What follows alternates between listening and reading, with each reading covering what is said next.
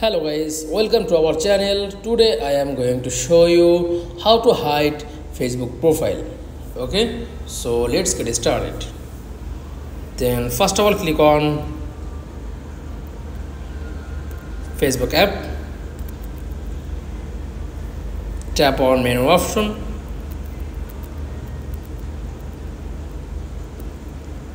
okay, scroll down, click on settings and privacy, tap on settings, scroll down,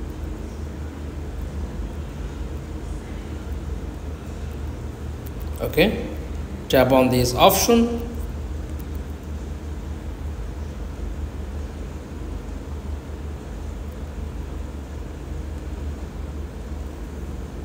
tap on this option, just click, then back,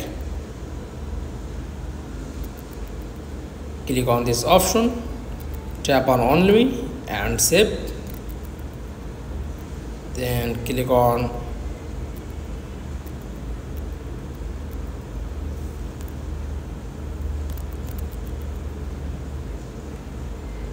phone number, then hide, then all settings, customize and hide.